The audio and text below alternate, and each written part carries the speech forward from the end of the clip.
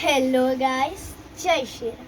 મારું નામ આરવી ચૌહાણ છે અને આજે હું રામ અને લક્ષ્મણ ભગવાને ઋષિ વિશ્વામિત્રને કેવી રીતે મદદ કરી એની વાર્તા હું આજે બોલીશ. તો ચલો આપણે સ્ટાર્ટ કરીશું. રાજા દશરથના ચારે પુત્ર ઋષિ વશિષ્ઠ પાસે શિક્ષણ પ્રાપ્ત કર્યું હતું.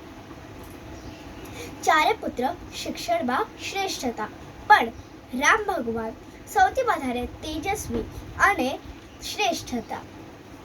એક દિવસ ઋષિ વિશ્વામિત્ર રાજા દશરથ પાસે ગયા અને એમને વિનંતી કરી કે એમના શ્રેષ્ઠ પુત્ર રામ અને લક્ષ્મણ ભગવાનને એમના સાથે દંડકા જંગલમાં મોકલાવે, કેમ કે થોડા રાક્ષસ જેમનું નામ મરીચ અને શુબાહુ હતા, એ રાક્ષસો બધા ઋષિને પરેશાન કરતા હતા, હેરાન કરતા હતા.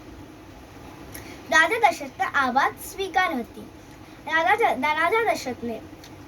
દશરથે રામ અને લક્ષ્મણ ભગવાનને ઋષિ વિશ્વામિત્ર સાથે દંડકા જંગલમાં મોકલ્યું.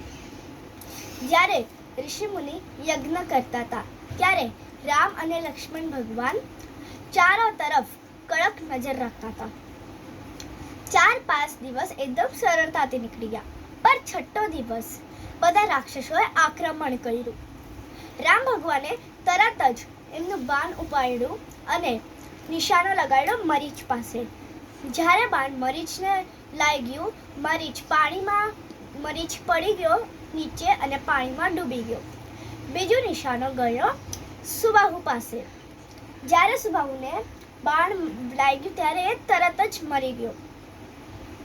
પછી રામ ભગવાન અને લક્ષ્મણ ભગવાને બીજા બધા રાક્ષસોને સરળતાથી હરાવી દીધા અને એમનો અંત કરી દીધું. આવી રીતે જ રામ ભગવાન અને લક્ષ્મણ ભગવાને ઋષિ વિશ્વામિત્રને મદદ કરી. જય શ્રી રામ.